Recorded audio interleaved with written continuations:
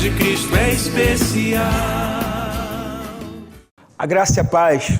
Que bom poder estar aqui com você. Que bom poder refletir na palavra de Deus com você. Eu quero convidar você a uma reflexão hoje. E a reflexão que eu quero fazer se encontra na carta aos Hebreus, no capítulo 6, no verso 13 até o verso 20. Essa palavra é uma palavra que eu quero trazer como uma ferramenta do próprio Deus. Que o Espírito Santo use essa ferramenta para motivar, inspirar e te dar confiança na caminhada que um dia você começou no Senhor Jesus. Então, acompanhe comigo a leitura dessa palavra. Pois quando Deus fez a promessa a Abraão, visto que não tinha ninguém superior por quem jurar, jurou por si mesmo, dizendo: certamente te abençoarei e te multiplicarei. E assim, depois de esperar com paciência, obteve Abraão a promessa. Pois os homens juram pelo que lhes é superior, e o juramento, servindo de garantia, para eles é o fim de toda a contenda. Por isso, Deus, quando quis mostrar mais firmemente aos herdeiros da promessa a imutabilidade do seu propósito, se interpôs com o juramento, para que, mediante duas coisas imutáveis, nas quais é impossível que Deus minta, forte alento tenhamos nós, que já corremos para o refúgio, a fim de lançar mão da esperança proposta, a qual temos por âncora da alma, segura e firme, e que penetra além do véu, onde Jesus como precursor entrou por nós, tendo se tornado sumo sacerdote para sempre, segundo a ordem de Melquisedeque. Amém. Que Deus possa abençoar você com essa palavra, que Deus traga luz à tua mente, mas também que traga fogo ao teu coração. Fogo no sentido de não deixar esfriar a promessa de Deus para você. Fogo no sentido de não deixar se apagar a luz, que faz com que você possa enxergar não o que alguns dizem que Deus tem para você, não o que você acha que Deus tem para você, mas verdadeiramente, de fato, aquilo que Deus tem para você. Amém? Então, vamos olhar para esse texto, vamos compartilhar aqui um pouquinho da palavra de Deus e pedir ao Senhor que realmente abençoe a nossa vida agora. Amém? A carta aos Hebreus é uma carta que, a princípio, possui muitos obstáculos de compreensão. A carta aos Hebreus, ela é uma carta escrita, como o próprio nome diz, para os hebreus.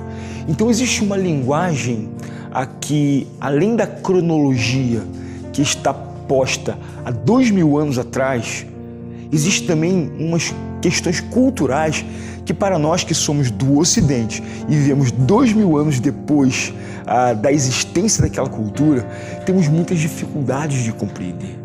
Temos dificuldades de alcançar a profundidade e a clareza de algumas coisas que o autor fala para uma determinada comunidade. Talvez você possa até achar que essa carta não tem nada a ver com você, que ela não tenha relação com a sua vida e nem tampouco com as suas necessidades. Mas quando nós começamos a discorrer, nós vamos perceber que essa carta ela é absolutamente urgente e contemporânea. Ainda mais, percebemos que essa carta ela possui uma mensagem verdadeiramente aplicada para as condições e para as realidades que nós vivemos hoje, né? Eu na minha vida, você na sua vida, eu lá na minha igreja, na minha família, você na sua igreja, na sua família, onde quer que você esteja, nos seus relacionamentos de trabalho, todos nós vamos estar sujeitos a algumas coisas que são relatadas aqui. Então eu quero tentar te ajudar a transbordar para a nossa cultura, para a nossa linguagem, para a nossa realidade, aquilo que está de uma maneira preciosa depositado na carta aos Hebreus. Então, perceba comigo o que esse texto começa dizendo sobre algo que Deus faz, né? O texto começa dizendo que Deus fez a promessa a Abraão, visto que não tinha ninguém superior para quem se jurar, ele jurou por si mesmo, né? Quando Deus faz a promessa para Abraão, Deus entrega essa promessa com um elemento referencial. Esse elemento referencial é o juramento. Naquela época, os juramentos eles serviam como garantia. né? E o juramento de um homem era algo posto em grande credibilidade. Naquela época, quando um homem jurava por algo superior a ele, essa palavra ela era imutável. Essa palavra ela era tida como verdadeira, né? Não se desconfiava, não se duvidava. É muito verdade que nos nossos dias a ideia de um juramento perdeu absolutamente o seu senso de confiança, uma vez que homens mentem de maneira natural, né, com as caras mais lavadas desse mundo. Nós vemos na televisão pessoas dizendo e desdizendo, mentindo e desmentindo com a maior naturalidade, né? Eu acho que a mentira se tornou parte inseparável da essência humana, né? E o seu pai, né, o pai da mentira, orquestra tudo isso com maestria em meio à nossa sociedade. Mas naquela época um juramento era algo muito sério. Não que Deus precisasse fazer o juramento, né? Mas Ele queria usar essa figura de linguagem para trabalhar na vida de Abraão, para que Abraão cresce, que a promessa que Deus estava fazendo para ele era uma promessa verdadeira que não falharia. Sabe, eu não sei, você que está me ouvindo agora, na minha época de criança, eu me lembro que o juramento ele tinha um efeito positivo, né? Eu me lembro, e às vezes eu rio quando me lembro que quando éramos crianças, quando nós queríamos convencer alguém do que aquilo que nós estávamos falando era verdade, nós dizíamos assim, juro por Deus, né? Em alguns momentos dramáticos desse juramento, quando nós tínhamos uma urgência em convencer a pessoa que nós estávamos falando com ela de que o que dizíamos era verdade, nós às vezes usávamos uma expressão assim meio dramática, mas engraçada, que era, eu juro pela minha mãe mortinha atrás da porta. Se você lembra disso é porque você já está ficando um pouco amadurecido ou já está ficando velho, né? Porque era assim que nós falávamos quando nós éramos crianças, né? Ou seja, e normalmente quando nós usávamos esse tipo de juramento, as pessoas que ouviam normalmente passavam a então dar um certo crédito, porque nós juramos pela nossa mãe mortinha atrás da porta, né? É interessante que se 2000 anos passados isso tinha algum valor pra gente, você imagina há 2000 anos atrás, no caso de Abraão, quase 5000 anos atrás. Então Deus vem e faz um juramento, mas não havia alguém maior que ele para que ele pudesse se fiar. Então ele jura por si mesmo. Deus é o teto de todas as coisas e ele jura por si mesmo, né? E então, quando ele jura por si mesmo e diz, eu te abençoarei e te multiplicarei, essa era a promessa, uma promessa difícil de acreditar, uma vez que Abraão já era um homem velho, já tinha mais de 90 anos, e nunca tinha tido filho, e então Deus faz uma promessa de posteridade, de descendência. Eu vou te multiplicar, eu vou te abençoar, e assim você vai esperar. Diz o texto no verso 15 que Abraão esperou com paciência, né? Interessante que essa paciência transcende a própria vida de Abraão, porque Abraão viu seu filho Isaque, mas não viu seus netos, não viu seus bisnetos e nem viu a multidão que veio da sua descendência e a multidão que veio da sua geração e que se espalhou sobre a face da terra. Então, querido, quando esse texto me fala aqui, ele precisa trabalhar o meu coração em uma paciência sobrenatural, uma paciência divina, uma paciência que talvez nós tenhamos que ter além dessa vida. Semeia na sua vida. Existem coisas que você vai semear e você vai ver. Existem coisas que você vai semear e você não vai ver, mas será o teu legado nessa história. Será o teu legado na tua vida, na vida do teu filho do teu filho e na vida do filho do teu filho. Aprenda a construir um legado. Não permita que o pragmatismo te faça viver só para as coisas que estão diante dos teus olhos, mas tenha uma visão de além, tenha uma visão de ir além na sua história. É isso que esse texto me ensina, né? Mas o verso 16 me fala uma coisa interessante. Pois os homens juram pelo que lhe é superior, e o juramento, servindo de garantia para eles, é o fim de toda contenda. Sabe, quando eu entendo esse texto aqui, eu vejo que a contenda que Deus quer cessar com o juramento que ele faz.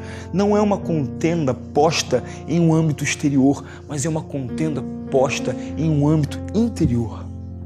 Sabe, Abraão era velho, Abraão era cansado, Abraão tinha vivido o que ele entendia de toda a sua vida sem ter produzido filho, sem ter produzido herança, de povo, sem ver sua descendência, a semente de Abraão ia morrer com ele mesmo. E quando Deus promete, é uma promessa difícil talvez de se crer, é uma promessa talvez difícil de se entender. Mas então ele jura por si mesmo que ela iria se cumprir. Abraão espera com paciência e nós sabemos que ele obtém, os descendentes de Abraão são inúmeros sobre a face da terra. Mas é interessante que Deus queria desfazer uma contenda. Não era uma contenda entre Abraão e Sara, mas possivelmente uma contenda que havia no coração de Abraão. Uma contenda que havia entre ele e o próprio Deus. Ou talvez, quem sabe, entre ele e ele mesmo. Uma contenda que talvez diminuísse ele, uma contenda que talvez tirasse paz do coração dele, uma contenda que todos nós temos em nossa alma. E é interessante que o verso 17, ele nos insere então nessa história, porque até o verso 16 parece que nós, cristãos do presente século, do presente tempo, parece que nós estamos fora dessa história. Mas o verso 17 nos convida a então entrar nessa história e nos apropriarmos dessa palavra que é escrita em Hebreus. Verso 17 diz assim: por isso Deus, quando quis mostrar mais firmemente aos herdeiros da promessa a imutabilidade do seu propósito, se interpôs com juramento, para que mediante duas coisas imutáveis, nas quais é impossível que Deus minta, forte alento tenhamos nós que já corremos para o refúgio, a fim de lançar mão da esperança proposta. Então preste atenção aqui em uma coisa. Deus quis mostrar mais firmemente para quem? Para os herdeiros da promessa. Agora, ele não está falando só para Abraão e para os filhos dele, mas ele está falando para mim, para você, que somos herdeiros da promessa.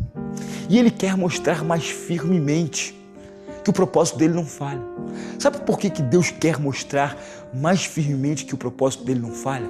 Porque as lutas, porque as tristezas, porque as decepções, porque as dificuldades que nós vivemos na nossa vida, às vezes nos fazem esquecer que Deus anda comigo e com você. Às vezes a impressão que nós temos é que Deus se esqueceu da nossa vida, da nossa história. Parece que a impressão que nós temos é que nós estamos abandonados, largados à própria sorte. E Deus diz assim: eu quero mostrar firmemente que a minha promessa de salvação para você, de vitória, talvez além da vida, para você, se mantém firme. Então, o verso 19 diz que a qual nós temos por âncora da nossa alma, segura e firme, que penetra além do véu. Que âncora é essa? Essa âncora é a esperança que nós temos em Jesus. A âncora é um elemento importante no cristianismo, talvez um dos símbolos mais antigos do cristianismo. A âncora, ela é um objeto que vai dentro do barco, mas é jogado na água para que o barco possa parar e ter estabilidade. A esperança, ela é a estabilidade da nossa vida. Jesus é a estabilidade da nossa vida. Mesmo quando estamos em meio a um mar revolto que é a nossa vida, mesmo quando estamos passando por grandes dificuldades, precisamos lançar mão dessa âncora. Precisamos lançar mão dessa esperança que traz firmeza, estabilidade e segurança para o barco da nossa vida. Essa âncora é a palavra de Deus. Essa âncora é a tua fé em Cristo Jesus.